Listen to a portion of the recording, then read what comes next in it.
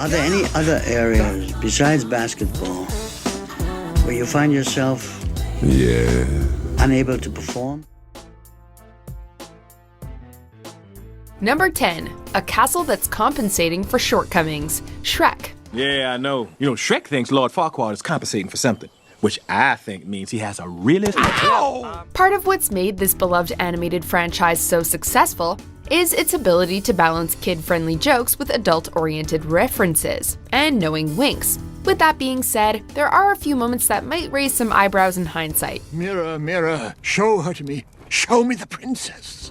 For example, there's this scene that really makes it seem like Lord Farquaad is getting an erection while looking at Princess Fiona's picture. Thankfully, viewers can't see any movement in the sheets, so maybe Shrek wasn't so far off the mark when he made his locker room joke about a big castle for a little man. It might have just been a jab at Farquaad's height, but we doubt it. Do you think maybe he's compensating for something? Number 9. Evil Desires. Hocus Pocus. Bubble, bubble.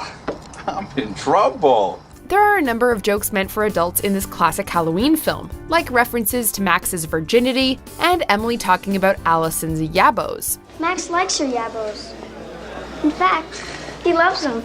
But there's no moment more inappropriate than when the witches announce their desire for children. Hey, that may take me a couple of tries, but I don't think that'd be a problem. To be clear, they want to kill them to steal their youth. But this horny bus driver just sees it as an invitation to test his virility.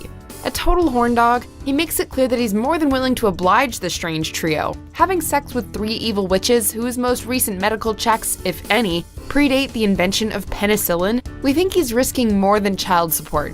Good luck, buddy. I need one of those instant ice packs. You girls are giving me a fever. Yow. Number 8. A House with a Vulva. Monster House. Then that must be the uvula. So who thought it was a good idea to let Rick and Morty creator Dan Harmon co-write the screenplay for a kids film? To be fair, this was years before he created Rick and Morty, or even Community for that matter. But still, the man isn't exactly the kind to play it safe. This is the sort of joke that's guaranteed to go over the head of pretty much every kid in the audience. But we suspect the parents who caught it choked on their popcorn or soda. Monster House is a solid, fun, and often intelligent film. But this reference to the female anatomy was a risky inclusion. So it's a girl house. What? No! Number 7. Performance Issues. Space Jam. When did you first start having this dream? It wasn't a dream. Apparently in the world of Space Jam, talent is like energy. It can't just be created out of nothing. And so in order to win this epic high-stakes basketball game, the monsters steal the talent of professional b-ballers Charles Barkley, Sean Bradley, Patrick Ewing, Larry Johnson, and Muggsy Bogues. Suddenly, without the skills that made them stars, the players undergo a battery of physical and mental exams in this funny montage. Are there any other areas besides basketball where you find yourself unable to perform? The filmmakers managed to slide an adult joke into the mix when one doctor asks a player if he's had other performance issues. Not cool, Doc. No. Number 6. Mr. Potato Head doesn't like to share. Toy Story 3. I have over 30 accessories and I deserve more respect! Ah, that's better. Pixar has never shied away from slipping adult jokes into their films, and for the most part, they play well.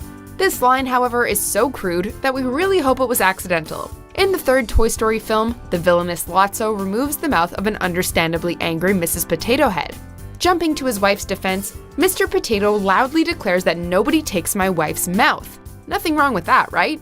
But then he follows it up with the words, except me. Hey, no one takes my wife's mouth, except me. Literally, he might just be saying that he steals his wife's mouth to get some peace and quiet, but it also evokes another pretty horrifying mental image. Give it back, you furry air freshener. Come on, guys, we're going home. Number 5. Sucked to Death. The Brave Little Toaster. Somebody untie the knot in this guy's cord. This 1987 animated film had some pretty heavy moments that likely left a lasting impression on you as a young child.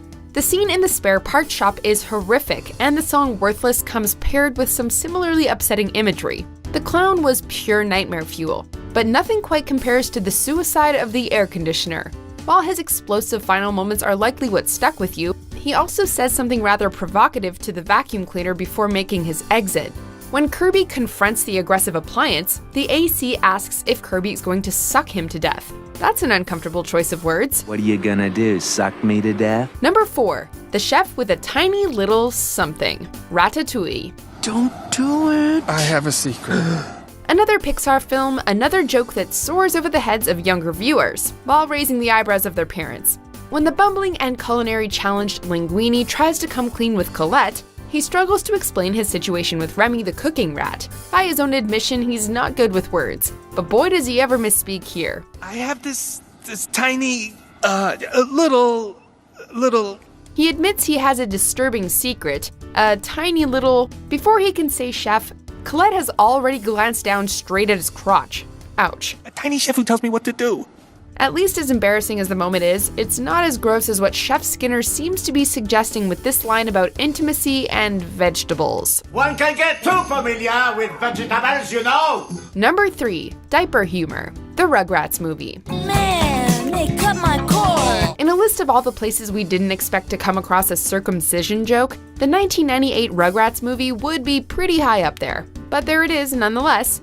In this musical number, a newborn baby is disappointed and outraged that he's had his umbilical cord cut. But another newborn in the room looks down in his own diaper and tells the baby to consider himself fortunate. There's nothing subtle about this reference, and we can't help but wonder what kids made of it when they watched the scene. Consider yourself lucky. Number 2, Nice Headlights, Cars. I'm Mia. I'm Tia. We're like your biggest fans. Good job! I love being me. Alright, we can see how this was a tempting joke to make, even though it's totally inappropriate. After a big race, rookie Lightning McQueen is bathing in the attention of the fans and cameras when 2 gushing young girl cars burst through the crowd and introduce themselves as Mia and Tia. They are his biggest fans, so what do? Pop their headlights and flash him. Get it? The arrogant McQueen is in heaven, but we're guessing this one might have elicited more groans from the parents than laughs. Before we unveil our top pick, here are a few honorable mentions. I thought the Earth wasn't supposed to move until the honeymoon.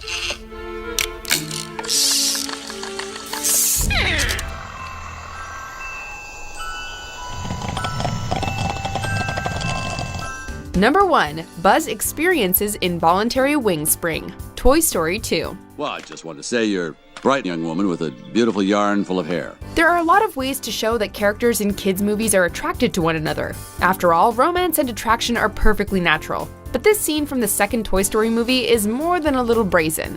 When Buzz meets Jessie the cowgirl, it's clear that he's into her, especially from the way he freezes when she puts her hand on his chest. But when he sees her in action, it proves too much and he gets sprung, as shown by his wings popping out. It's a strangely common trope in kids' movies, also seen in The Little Rascals, and arguably dating all the way back to 1942's Bambi.